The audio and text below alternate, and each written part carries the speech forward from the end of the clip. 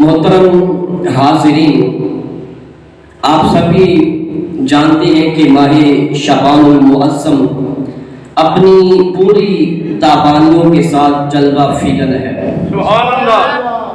اور اس ماہ مبارک کا پہلا عشرہ اپنے اختتام کی حدوں کو چھونے والا ہے، سبحان اللہ۔ اور اسی ماہ مقدس میں ایک رات ایسی بھی خدا نے ہمیں عطا فرمائی ہے کہ جس رات میں مانگے جانے والی دعائیں کبھی رد نہیں ہوتی۔ وہ ایسی رات ہے کہ اس میں گناہگاروں کو بخشش کے پروانے عطا کیے جاتے ہیں، رزق مانگنے والوں کی جھولیوں کو رزق سے بھر دیا جاتا ہے، اور اولاد مانگنے والوں کو اولاد کی نعمت سے نوازا جاتا ہے۔ تو وہ رات جس میں یہ انعامات اور اکرامات خدا اپنے بندوں کو عطا فرماتا ہے، اس رات کو شب برات کہتے ہیں۔ یہ دوزخ سے نجات پانے کی رات۔ اب اس ماہ مقدس میں وہ رات کون سی رات ہے، یہ احادیث سے معلوم کرتے ہیں۔ حضرت ابو امامہ باہلی رضی اللہ تعالیٰ عنہ روایت فرماتی ہیں کہ میرے حضور نے فرمایا، آقا کریم نے فرمایا، خمس لیال لا ترد فیہن الدعوۃ۔ آقا کریم نے فرمایا کہ 5 راتیں ایسی ہیں جن میں کی جانے والی دعا کبھی رد نہیں ہوتی۔ وہ 5 راتیں کون سی ہیں؟ فرمایا اول لیلۃ من رجب، ان میں سے ایک رات رجب کی پہلی رات ہے کہ اس رات میں بھی مانگی جانے والی دعا کبھی رد نہیں ہوتی۔ اور دوسری رات لیلۃ النصف من شعبان، شعبان کی 15ویں رات ہے جسے ہم شب برات کی رات کہتے ہیں۔ اور تیسری لیلۃ الجمعہ، جمعہ کی رات کو، جمعہ کی رات کو بھی جو دعا مانگی جائے وہ رد نہیں کی جاتی۔ اور چوتھی لیلۃ الفطر، اور 5ویں ولیلۃ النحر، عید الفطر کی رات اور عید الاضحیٰ کی رات۔ یہ 5 راتیں وہ ہیں کہ جن میں جو دعا مانگی جائے اس کو رد نہیں کیا جاتا۔ حضرت معاذ بن جبل رضی اللہ تعالیٰ عنہ فرماتے ہیں کہ آقا کریم نے فرمایا، من احیا اللیالی الخمس، من احیا اللیال خمسہ۔ آقا کریم نے فرمایا جس نے 5 راتوں کو عبادت کے ساتھ زندہ کر لیا، واجبت لہ الجنہ، اس کے لیے جنت واجب ہو جاتی ہے۔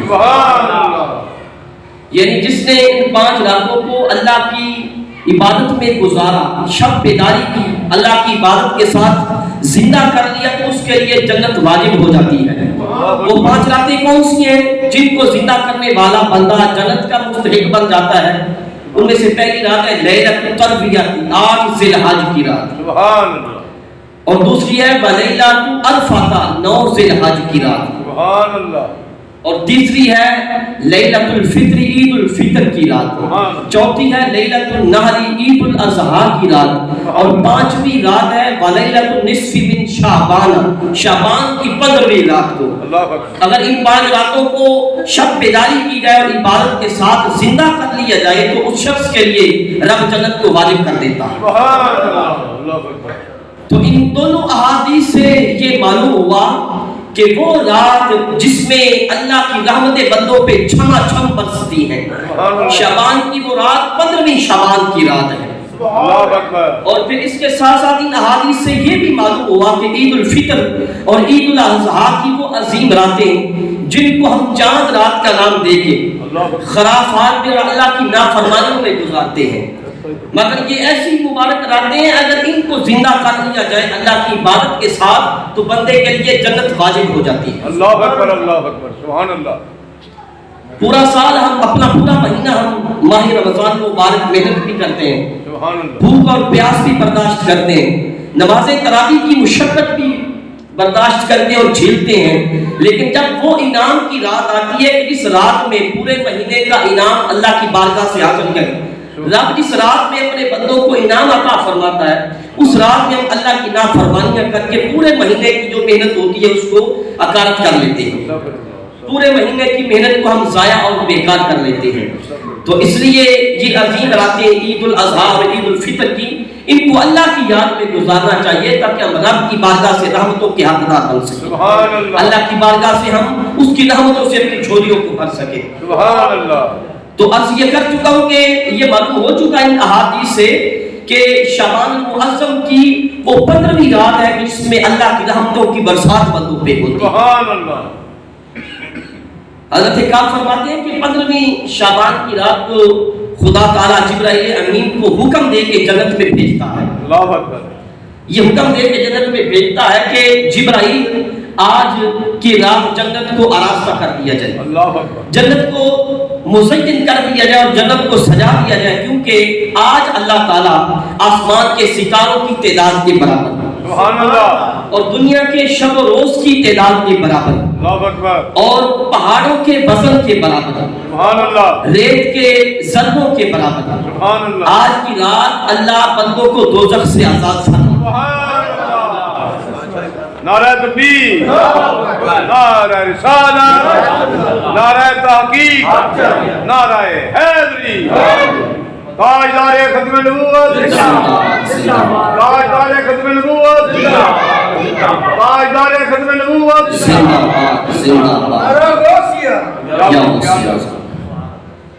یعنی اس رات میں اتنی کثرت کے ساتھ بندوں کو دوزخ سے آزاد کیا جاتا ہے, لیکن کچھ لوگ ایسے بھی ہیں کہ اللہ کی ایسی رحمتوں کے باوجود ایسی مبارک رات میں بھی ان کو دوزخ سے آزاد نہیں کیا جاتا.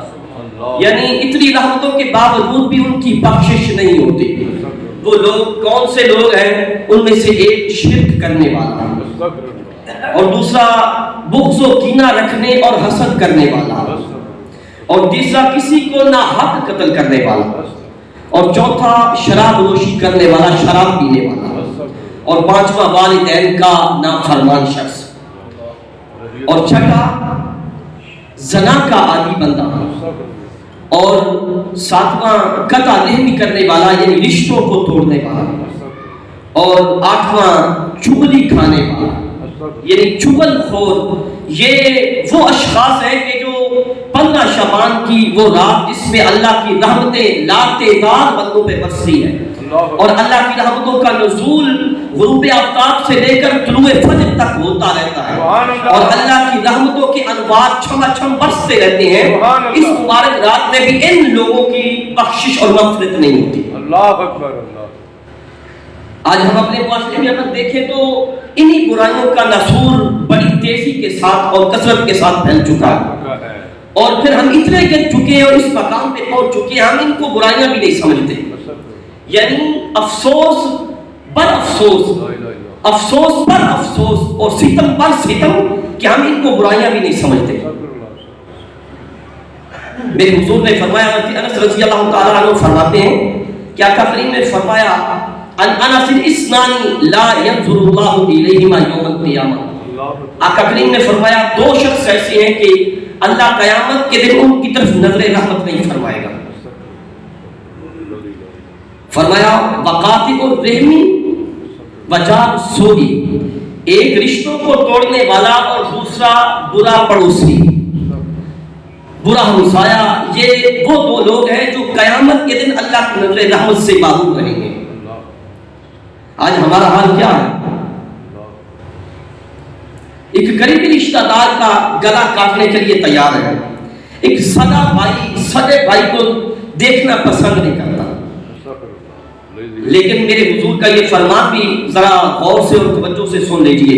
آقا کریم نے فرمایا کہ ایسا شخص جو رشتوں کو توڑتا ہے وہ قیامت کے دن اللہ کی نظر رحمت سے معلوم رہے گا. تو کیا خیال ہے جو اللہ کی نظر رحمت سے معلوم رہے, جس کی طرف وہ خدا اس دن نظر رحمت نہ فرمائے تو وہ جنت میں داخل ہو جائے گا؟ کیا جنت یوں ہی رستے میں پڑی ہوئی ہے؟ نہ میاں, ایسا نہیں ہے. جنت میں داخل ہونا تو کیا ایسا شخص جنت کی خوشبو بھی نہیں سون سکتا. ایسا شخص جو رشتوں کو توڑنے والا ہے وہ جنت کی خوشبو تک نہیں سونگ سکتا. آقا کریم نے فرمایا کہ جنت کی خوشبو 1000 سال کی مسافت سے سونگی جا سکتی ہے.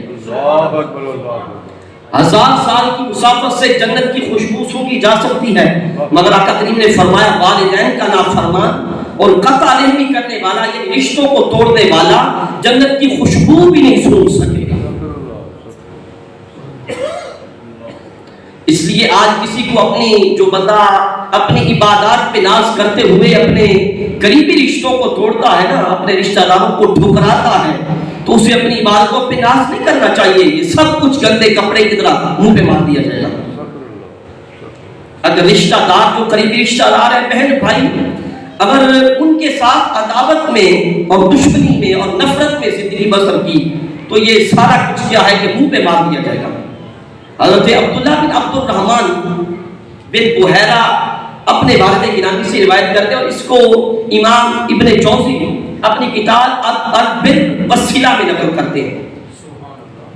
تو حضرت عبداللہ بن عبد الرحمن اپنے والد گرامی سے روایت کرتے ہیں، وہ فرماتے ہیں کہ من قام اللیل وصام النہار، اگر کوئی شخص راتوں کو قیام بھی کرتا ہو، یعنی اس کی راتیں اللہ کی بارگاہ میں قیام میں گزرتی ہیں، اور دن کو روزہ بھی رکھتا ہو، وَقَطَعَ رَحِمَهُ، لیکن اگر وہ اپنے رشتوں کو توڑنے والا ہے، سِیقَ إِلَىٰ جَهَنَّمَ عَلَىٰ وَجْهِهِ، میرے حضور نے فرمایا وہ ساری راتوں کو قیام میں گزارنے والا اور دنوں کو روزے رکھنے والا، اگر وہ اپنے رشتوں کو توڑنے والا رشتوں کو نہیں نبھاتا، تو قیامت کے دن اس کو اس کے منہ کے بل گھسیٹ کے دوزخ میں ڈال دیا جائے۔ اس لیے اگر آج کوئی بہن بھائی ناراض ہے تو یہ سانسوں کی ڈوری ٹوٹنے سے پہلے آج ہی اس کے دروازے پہ چلا جاتا۔ اگر وہ تجھ سے نہیں بھی ملنا چاہتا، تو چلا جا، تو اپنے بھائی کے ساتھ تعلق جوڑ، میرا رب تیرے ساتھ تعلق جوڑے گا۔ تو اپنے بہن بھائی کے ساتھ رشتہ جوڑنے، تعلق جوڑنے کی کوشش کر، میرا رب تیرے ساتھ اپنا تعلق جوڑے گا۔ حضرت ابو ہریرہ رضی اللہ تعالیٰ عنہ فرماتے ہیں کہ جان کائنات نے فرمایا کہ رب تعالیٰ نے تمام مخلوقات کو پیدا فرمایا۔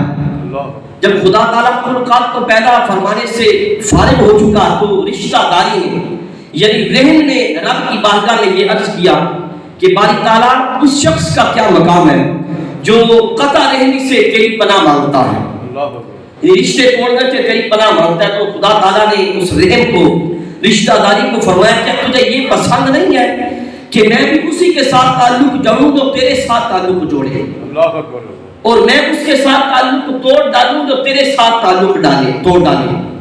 تو اس نے عرض کیا جی باری تعالیٰ بالکل، کیوں نہیں، ایسا ہی ہونا چاہیے۔ تو خدا تعالیٰ نے فرمایا ہاں ایسے ہی ہوگا۔ یعنی جو اپنے قریبی رشتہ داروں کے ساتھ، اپنے عزیزوں کے ساتھ، اپنے بہن بھائیوں کے ساتھ جو تعلق جوڑتا ہے، تو رب اپنا تعلق ایسے بندے کے ساتھ جوڑتا ہے۔ لیکن جو اپنے رشتوں کا خیال نہیں کرتا، تو پھر رب اس کا خیال نہیں کرتا۔ جو اپنے رشتوں کی پرواہ نہیں کرتا، پھر میرا رب اس کی پرواہ کو چھوڑ دیتا ہے، اس کی پرواہ نہیں کرتا۔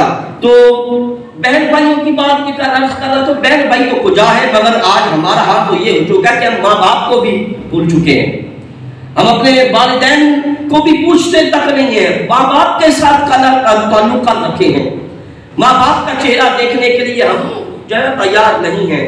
لیکن کیا ہے کہ نیت تجھے خبر نہیں ہے کہ ان کے دل میں تیرے لیے کتنے ارمان ہیں، اور تجھے یہ بھی خبر نہیں ہے کہ انہوں نے تجھے کیسے نازوں کے ساتھ پالا ہے، انہوں نے تجھے کیسے نازوں کے ساتھ تیری پرورش کی ہے، تجھے اس کی خبر ہی نہیں ہے کہ اپنے آرام کو تیرے آرام پہ قربان کر دیتے تھے، یہ تیری تکلیف دیکھ کر اپنی تکلیفیں بھول جایا کرتے تھے۔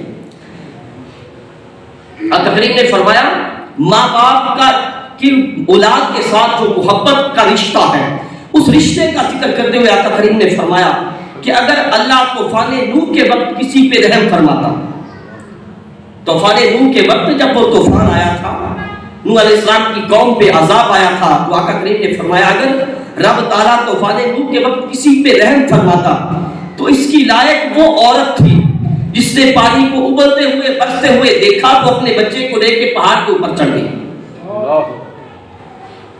جب پانی وہاں پہنچ گیا تو اپنے بچے کو اٹھا کے کندھوں پہ رکھ دیا، بچے کو کندھے پہ بٹھا لیا، اور آقا کریم نے فرمایا جب پانی کندھے تک بھی جا پہنچا تو بچے کو سر پہ بٹھا لیا۔ جب پانی وہاں بھی پہنچ گیا، سر تک پہنچ گیا، تو اپنے بچے کو ہاتھوں کے اوپر اٹھا کے سر سے بھی اونچا کر دیا۔ اللہ اکبر۔ لیکن آقا کریم نے فرمایا کہ وہ اپنے بچے کو بچا نہ سکی، وہ بھی ڈوب بھی، اس کا بچہ بھی ڈوب گیا۔ مگر کیا ہے کہ اگر ماں باپ کا دم نکل بھی رہا ہو تو پھر بھی بچے کی تکلیف نہیں دیکھی جاتی۔ آئیے آپ کو ملک شام کا ایک وہ معروف اور سچا واقعہ بھی سنائی دیتا ہوں۔ شاید ماں باپ کو ستانے والے کسی شخص کا یہ واقعہ سن کے اس کا دل بھی نرم پڑ جائے۔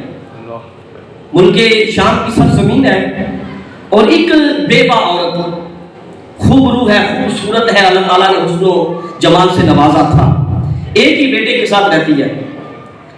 خامد اس کا جوانی میں ہی فوت ہو گیا، لیکن اس نے اپنے بچے کی وجہ سے، ایک ہی بیٹا تھا، اپنے بیٹے کی وجہ سے آگے شادی نہ کی۔ لیکن اس کا جو ہمسایہ تھا وہ خبیث النفس اور خبیث فطرت انسان تھا۔ ایک دن اس کے خیمہ میں جا گھسا، برائی کا ارادہ کیا، مگر وہ عورت بڑی اپنا پاکسا اور نیک خاتون تھی، اس لیے وہ اپنی عصمت و عزت بچانے میں کامیاب ہو گئی۔ اس شخص کو کہا، اس بدکار کو کہا کہ میں تیری شکایت قبیلے کے رئیس کو لگاؤں گی۔ اور جو قبیلے کا رئیس تھا وہ بڑا انصاف پرور اور سخت سزا دینے والا بندہ معروف تھا، اس لیے جب اس نے اس رئیس کا ذکر سنا تو اس کے خیمے سے نکل گیا، لیکن سیدھا گیا اس عورت کے نوجوان بیٹے کے پاس، اور اس کی اپنی بھی ایک خوبصورت بیٹی تھی اس شخص کی، اور اس عورت کا وہ نوجوان بیٹا پہلے اس کے ساتھ یہ مطالبہ کر چکا تھا کہ تو اپنی بیٹی کا میرے ساتھ نکاح کر دے، اپنی بیٹی کی میرے ساتھ شادی کر دے، لیکن اس نے انکار کر دیا۔ اب یہی انتقام کی آگ دل میں لیے اس کے پاس جا پہنچا اور اسے کہنے لگا کہ تو سارے قبیلے میں سے زیادہ خوبصورت بھی ہے اور نوجوان بھی ہے، اور میں اپنی بیٹی کا نکاح تیرے ساتھ کرنا چاہتا ہوں، اپنی بیٹی کی شادی تیرے ساتھ کرنا چاہتا ہوں، اپنی ساری جو جائیداد ہے، اپنا مال و دولت ہے، وہ بھی تجھے دے دوں گا، اور ایک بڑا عالی شان محل بھی تعمیر کروا دوں گا، اس لیے عیش و عشرت سے بڑے سکون سے زندگی بسر کرنا، لیکن میری ایک شرط ہے۔ اس نوجوان نے کہا کہ ایک شرط کی آئی تو میں 1000 شرطیں قبول کرنے کے لیے تیار ہوں۔ کہا شرط میری یہ ہے کہ تو اپنی ماں کا دل نکال کے میرے پاس لے آ، کیونکہ وہ نہیں چاہتی کہ تیرا نکاح میری بیٹی کے ساتھ ہو سکے، تیری شادی میری بیٹی کے ساتھ ہو سکے، وہ رکاوٹ بنی ہوئی ہے، اس لیے اس رکاوٹ کو دور کر دے۔ اس لیے میاں اگر آج تجھے کوئی یا تیری بیوی ماں باپ کو ستانے کے لیے کہے نا تو ستانے سے پہلے بہت سوچنا کہ اس ماں باپ نے تیرے لیے کیا کیا کیا ہے، تجھے کیسے نازوں کے ساتھ اس نے پالا ہے، اپنی تکلیفوں کو بھول کر تیری تکلیفوں کو یاد رکھا ہے۔ اب اس نوجوان نے پہلے تو سر جھکایا اور پریشانی کے عالم میں سوچتا رہا کہ ماں کا دل نکال کے لاؤں یا نہ لے لاؤں، مگر کیا ہے کہ جنہوں نے بیویوں کو قبلہ اور کعبہ بنا رکھا ہو پھر وہ آخر تیار ہو ہی جاتے ہیں ماں باپ کو ستانے کے لیے۔ کہا چلو مجھے یہ شرط بھی قبول ہے۔ ایک تیز دھار خنجر اس شخص نے اس کو دیا، وہی نوجوان وہی لڑکا اپنی ماں کے خیمے میں آیا، اور جس ماں نے اپنی زندگی اس بیٹے کے لیے دو پہ لگا دی تھی، اپنی زندگی کو اس کے لیے قربان کر دیا تھا، آج وہی ظالم ماں کی زندگی کا چراغ گل کرنے آن پہنچا ہے۔ خنجر ماں کے سینے میں پیوست کر دیا، آنکھیں سرخ ہو چکی تھی، کیونکہ میں پہلے عرض کر چکا ہوں کہ بیویوں جن میں قبلہ اور کعبہ بیویاں بنا رکھی ہیں وہ تیار ہو جاتے ہیں سب کچھ کرنے کے۔ خنجر پیوست کیا ماں کے دل میں، لیکن اگلی بات بڑے کان کھول کے سننا، دل نکالا، تیزی کے ساتھ جب جانے لگا تو تیزی کی وجہ سے خود بھی گر گیا اور اس کے ہاتھ سے ماں کا وہ دل بھی گر گیا۔ اب بڑی توجہ کے ساتھ سننا کہ ماں باپ کے دل میں تیرے لیے کیا کیا چھپا۔ وہ ماں کا دل جب زمین پہ گر گیا تو میرے رب نے دل کو قوت گویائی عطا فرمائی، دل کو بولنے کی طاقت عطا فرمائی، اور یہ سچا واقعہ ہے، کوئی افسانہ نہیں سنا رہا، یہ سچا واقعہ ملک شام کی سرزمین پہ یہ رونما ہوا۔ میرے رب نے دل کو بولنے کی طاقت عطا فرمائی، ماں کے دل نے یہ کہا بیٹے تجھے کیا ہوا ہے، بیٹا تو کیوں رو رہا ہے، کیا تجھے درد ہو رہا ہے؟ اب اپنے کیے پہ شرمندہ ہوا، رونگٹے کھڑے ہو گئے، کانپنے لگا اور اسی خنجر کے ساتھ اپنے آپ کو قتل کرنے لگا۔ مگر پھر ماں کمزور سی آواز میں بولی، جو ماں موت کی کش میں ہے، وہ کمزور کی آواز میں بولی، کہا بیٹا میرا ایک دل تو پہلے کاٹ لیا، دوسرا نہ کاٹنا، ایک دل تو کاٹ لیا، دوسرا نہ کاٹنا، میرا دوسرا دل تو ہے، مجھے تو ایک دل کے کٹنے کی تکلیف برداشت نہیں ہو رہی ہے، دوسرے کے کٹنے کی تکلیف کیسے برداشت کرو گے؟ تو اس لیے پھر میاں اگر تو آج ماں باپ کو ستاتا ہے تو پھر یہ ادھار بھی ہے، یہ خیال رکھنا، یہ تیرے سر پہ قرض بھی ہے، یہ تجھے چکانا بھی ہوگا، یہ قرض تجھے دینا بھی پڑے گا، یہ پیچھے تیرے بیٹے آ رہے ہیں تیرے لیے، تو سے انتقام دینے کے لیے تیرے بیٹے جوان ہو رہے ہیں، تیار ہو رہے ہیں، اور یہ ایسا کرنے والوں کے ساتھ پھر ایسا ہوا ہے، جیسا کرو گے ویسا کرو گے، اگر جو آج بیجیں گے، جو بوئیں گے کل وہ کاٹنا بھی تو ہے نا، ایسا تو نہیں ہے کہ بس ہم کیا کہتے ہیں کہ ہمیں کوئی پوچھنے والا نہیں، میرا رب وہ نیلے آسمان والا رب، عرش کا رب تجھے دیکھ رہا ہے، اس نے تجھ سے یہ سب انتقام لے رہا ہے۔ اسمعی کا بیان ہے کہ کہتے ہیں کہ ایک عربی کہتا ہے کہ اسے ایک مرتبہ یہ خیال آیا، کہا کہ میں جاؤں دیکھوں، قبیلوں میں گھوم کے دیکھوں کہ سب سے زیادہ فرما بردار کون ہے اور سب سے زیادہ نافرمان کون ہے۔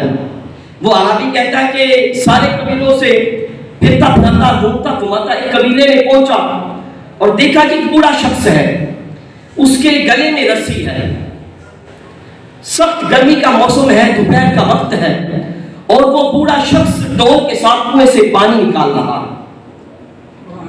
اور ایک نوجوان اس کے پیچھے ہے، اور اس نوجوان کے ہاتھ میں ایک کوڑے کی شکل کی رسی بھی ہے، اور وہ نوجوان اس بوڑھے کو اس رسی کے ساتھ مار رہا۔ میں نے کہا خدا کا خوف کر، نوجوان کو کہا کیا اتنی تکلیف اور سزا کافی نہیں ہے کہ بوڑھی جان ہے، سخت گرمی کا موسم ہے، دوپہر کا وقت ہے، پھر گلے میں رسی بھی ڈالی ہوئی ہے اور کنویں سے پانی نکال رہا ہے۔ اس نوجوان نے یہ کہا تجھے پتا ہے کہ یہ کون ہے؟ کہا یہ میرا باپ ہے۔ یہ کون ہے؟ میرا جو پانی نکال رہا ہے بڑھاپے کے عالم میں، اور وہ نوجوان پیچھے سے چھانٹے بھی برسا رہا ہے۔ وہ نوجوان کہتا ہے کہ میرا باپ ہے جس کو چھانٹے برسا رہا ہوں، اور پھر اس کی کمر اس کی وجہ سے زخمی بھی ہو چکی ہے۔ اب اس عربی کا اور پارا ہی ہو گیا کہ خدا تیرا کبھی بھلا نہ کرے، تو اپنے باپ کے ساتھ ایسا سلوک کرتا، دوپہر کا وقت سخت گرمی، پھر پانی بھی نکال رہا ہے، پھر اوپر سے تو چھانٹے برسا رہا ہے۔ اس نے کہا خاموش رہ، تجھے پتا نہیں کہ یہ بھی اپنے باپ کے ساتھ ایسا ہی کیا کرتا تھا۔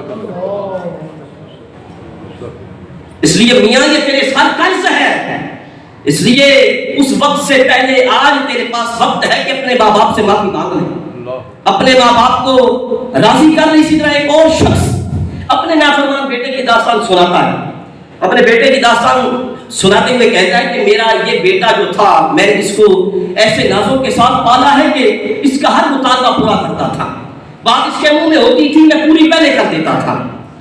میری رفیقہ حیات میری بیوی مجھے منع بھی کرتی کہ ایسا نہ کیا کرو، کیونکہ آپ نے اپنی تکلیف کا احساس نہیں کیا، اپنی صحت آپ کی کمزور ہو گئی ہے، مگر کیا کہ میں اپنی بیوی کی باتوں کی کوئی پرواہ نہ کرتا۔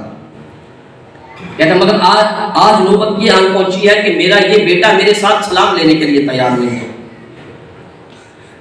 میرے پاس سے گزر جاتا ہے جیسے مجھے جانتا ہی نہ ہو، اور کہا پھر اس کا صرف اس کا یہ مسئلہ نہیں ہے، بلکہ اس کے سارے بھائی جو ہیں ان سب کا رویہ یہی ہے، مجھے چھوڑ کے دوسرے شہروں میں چلے گئے، مجھے کوئی ملنے بھی نہیں آتے، اور اپنی پسند کی شادیاں کرنی ہیں، اور میرا یہ حال ہے کہ میں معذور ہوں، چل پھر نہیں سکتا، اوپر ہی پیشاب پخانہ نکل جاتا ہے، نوکری صفائی کرتے ہیں، نوکری اٹھا کے ادھر ادھر کرتے ہیں۔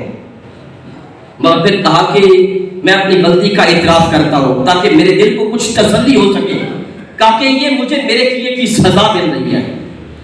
آج میں اسی پیالے سے پی رہا ہوں جس پیالے میں کسی اور کو پلاتا تھا، کہ میں نے بھی اپنے ماں باپ کے ساتھ ایسا ہی کیا ہے۔ میں جب جوان ہوا تو میرے باپ نے ایک دیندار گھرانے کی لڑکی سے میری شادی کرنا چاہی، مگر میں نے انکار کر دیا۔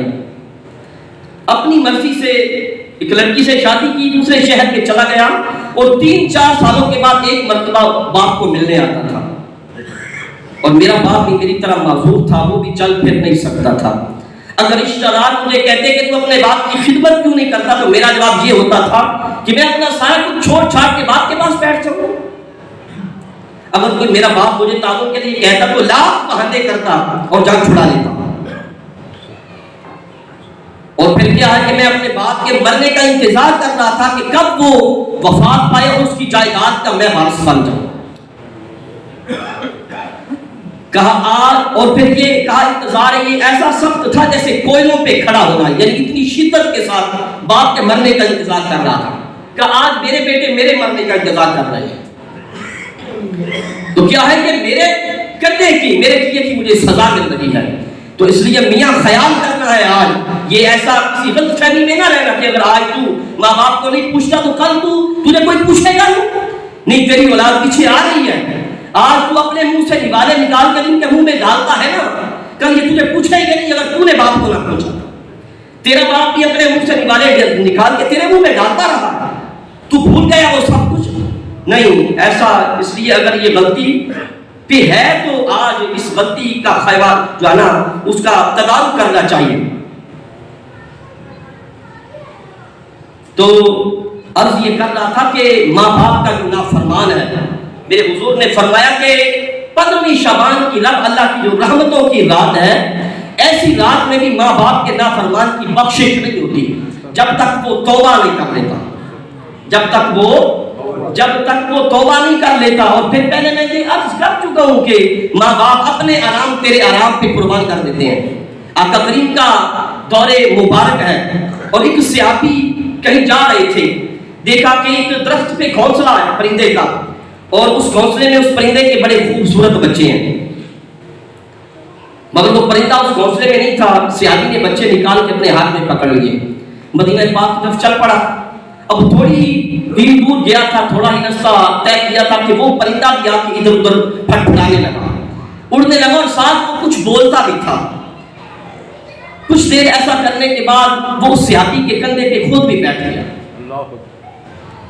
صحابی نے اسے بھی پکڑ لیا، مدینہ پاک پہنچا، آقا کریم کی بارگاہ میں یہ سارا واقعہ عرض کیا تو میرے حضور نے فرمایا کہ چونکہ اس وقت جب تو نے وہ بچے نکالے تھے وہ پرندہ گھونسلے میں نہیں تھا۔ یہ نگاہ مصطفیٰ بھی بتا اللہ اکبر، سبحان اللہ۔ میرے حضور اس وقت صحابی کے ساتھ تو نہیں تھے نا، مگر آقا کریم فرما رہے ہیں کہ وہ پرندہ اس وقت گھونسلے میں نہیں تھا۔ اس سے معلوم یہ ہوا کہ غلام کہیں بھی ہو آقا کی نگاہوں میں رہتا۔ سبحان اللہ، سبحان اللہ۔ میرے حضور کا غلام کہیں بھی ہو میرے حضور کی نگاہ پاک میں رہتا ہے۔ فرمایا کہ اس وقت وہ پرندہ گھونسلے میں نہیں تھا، لیکن جب وہ واپس آیا اس کے بچے نہیں تھے، اس نے تلاش کیا اور تلاش کرتے ہوئے تیرے پاس پہنچ گیا۔ بچے تیرے پاس موجود تھے، وہ پھٹپھٹاتا پھرا اور ساتھ بولتا پھرا۔ وہ بولتا ہوا کیا کہہ رہا تھا؟ وہ تجھے اپنے بچوں کی آزادی کے لیے التجا کر رہا تھا، تجھے کہہ رہا تھا کہ میرے بچوں کو چھوڑ دے، لیکن تجھے اس کی سمجھ نہیں آئی۔ کہا تجھے سمجھ نہیں آئی تو وہ خود بھی آ کے تیرے کندھے پہ بیٹھ گیا۔ تو ماں تھی نا کہ میں اپنی آزادی کی، اپنے بچوں کی جو آزادی پہ قربان کر دی، یعنی میرے بچوں سے مجھے جدا نہ کیا جائے، میں اپنی آزادی اپنے بچوں کی قید پہ قربان کرتی ہوں کہ جہاں بچے رہے وہاں میں بھی ساتھ رہوں۔ تو آقا کریم نے فرمایا تم جاؤ اس کو اور اس کے بچوں کو اس کے گھونسلے میں رکھا ڈال۔ تو کیا ہے، ماں باپ بچوں کی تکلیف کی خاطر خود تکلیف کو قبول کر لیتے ہیں۔ تو اس لیے آج ہمیں اپنے ماں باپ سے معافی مانگ کے کل کی پچھتانے سے اور پھر اس دن کی سزا سے بہتر یہ ہے کہ آج ماں باپ سے معافی مانگے۔ حضرت امام جعفر صادق رضی اللہ تعالیٰ عنہ فرماتے ہیں کہ حضرت موسیٰ علیہ السلام نے جب اللہ پاک سے کلام کیا، رب تعالیٰ سے ہم کلام ہوئے تو دیکھا کہ ایک شخص اللہ کے عرش کے سائے میں سرشار ہے۔ عرض کیا موسیٰ علیہ السلام نے، باری تعالیٰ یہ کون سا شخص ہے جو جس پہ تیرے عرش نے سایہ کر رکھا ہے؟ تو میرے رب نے موسیٰ علیہ السلام کو فرمایا، موسیٰ یہ وہ شخص ہے جو اپنے ماں باپ کے ساتھ نیکی کیا کرتا تھا، جو اپنے والدین کے ساتھ نیکی کرتا تھا اور چغل خوری نہیں کرتا تھا۔ چغل خور